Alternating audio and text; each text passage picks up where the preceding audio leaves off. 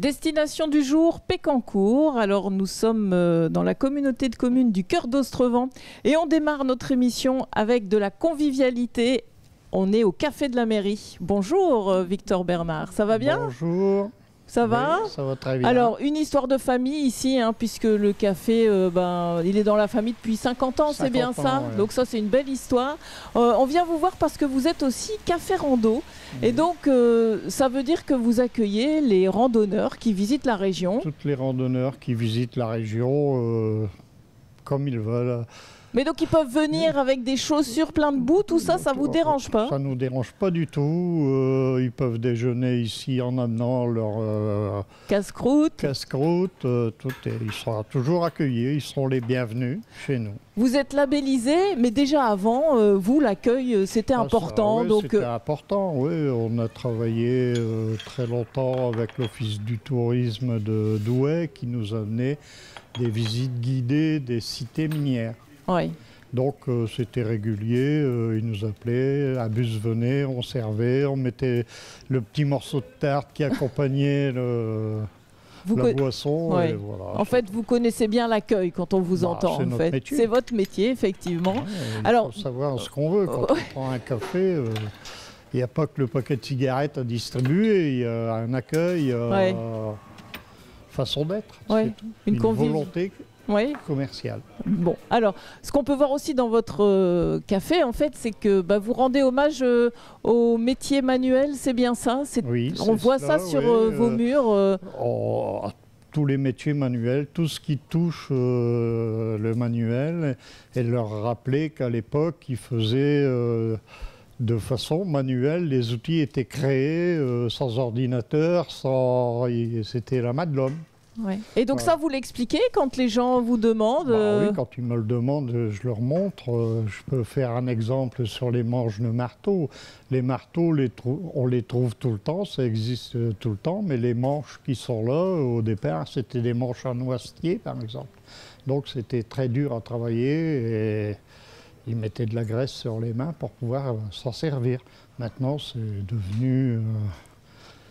c'est autre chose. C'est autre chose, c'est de la fibre, c'est autre chose, c'est notre matière. Voilà, ça c'est l'histoire avec vous. Bon, en tout cas, merci pour vos explications et puis je vous souhaite encore bonne continuation.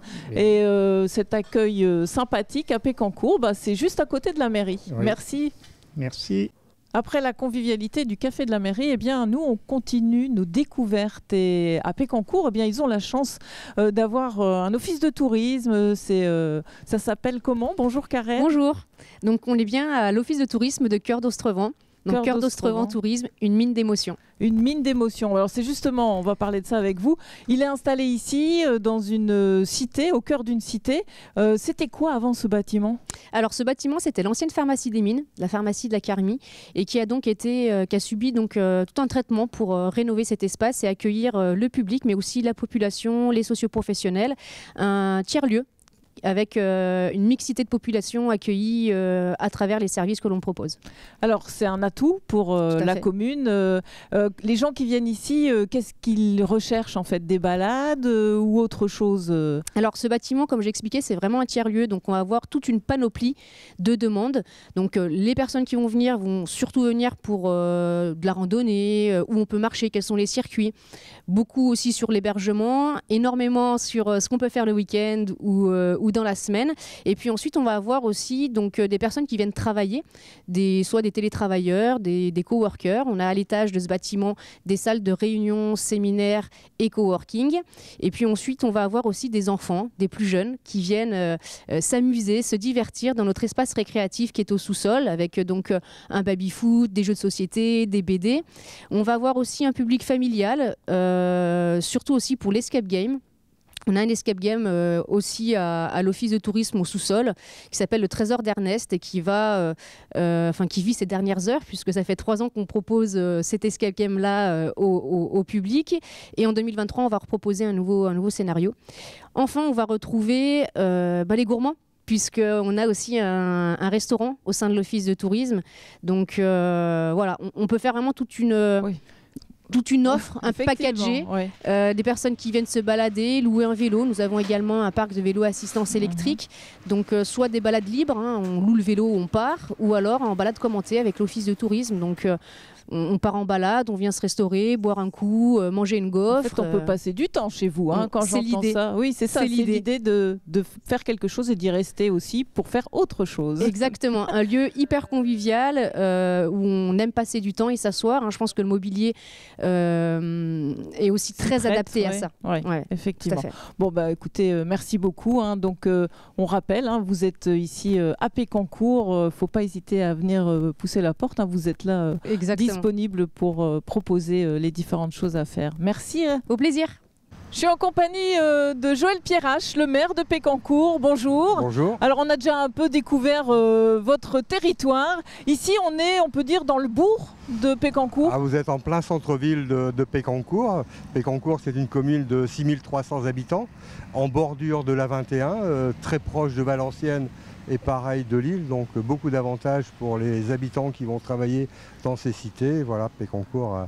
Pécancourt est aussi connu pour son salon de la moto. Salon de la moto, ça. On a aussi de très beaux commerces, une cinquantaine de beaux commerces, une soixantaine d'associations qui font vivre notre bourg. Ouais. Voilà, et des écoles, 4 écoles, c'est ça 5 écoles. 5 écoles, ouais. Voilà, qu'on aura l'occasion peut-être d'en parler. Beaucoup de services. Deux cités, la cité Lemay et la cité Barrois qui ont... Ouais, mais ça, on va en parler justement et on va se diriger justement sur la cité Lemay et la cité Sainte-Marie parce que vous avez reçu un prix d'aménagement du paysage. Merci, on se retrouve tout de suite. À tout à l'heure.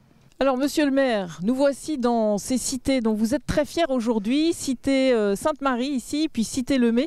Pourquoi vous avez une certaine fierté sur ces deux cités ? Parce que ces cités aujourd'hui ont été classées comme cités pilotes dans le cadre du projet UNESCO. Et après la rénovation, nous avons obtenu les victoires du paysage.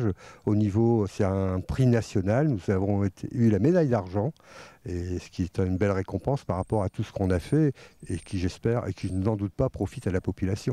Alors, victoire du paysage, parce que pour vous, dans cette réhabilitation, il fallait penser au végétal, c'est bien ça ? Bien sûr, il y a la réhabilitation qui est très importante pour le confort des habitants, mais il faut aussi penser ce qu'on appelle les espaces publics, que les gens puissent aussi être contents de sortir de chez eux, de profiter de tous ces espaces qui sont là, avec tout ce qui est fleurs, tout ce qui est bandes, tout ce qui est jeux pour les enfants. Et c'est important pour nous qu'on y vive bien à Pécancourt. Alors, deux cités, ici Sainte-Marie et cité Lemay, différentes dans l'architecture. Oui, c'est deux cités différentes puisque nous ne sommes pas très loin d'un puits de mine, puisque Pécancourt avait 2 puits de mine. Ici, nous étions dans le puits Lemay et il y a eu deux cités à des dates différentes, avec des styles différents en fait. C'est ce qui explique. Jardin, ici qui est une cité jardin, et l'autre côté qui est une cité ouvrière. Alors, la réhabilitation, combien on a mis par maison et en fait, qu'est-ce qu'on a fait ? On a mis à nu les murs, c'est bien ça ? C'est ça. Donc la volonté était aujourd'hui de pouvoir refaire la rénovation, mais par l'intérieur, pas par l'extérieur. Donc on a, disons, l'entreprise Maison et Cité a tout cassé à l'intérieur, puisque quand on passait, on voyait les toitures, on voyait le ciel, on voyait tout était par terre. Il y a eu des budgets importants, puisque dans la cité Lemay, le budget était de 140 000 € par maison. Et dans cette cité ici, où les maisons sont un peu plus petites, on a dépassé les 100 000 € par maison. Et nous, de notre côté, l'ensemble du budget pour tous les espaces publics était à peu près de 8 millions d'euros.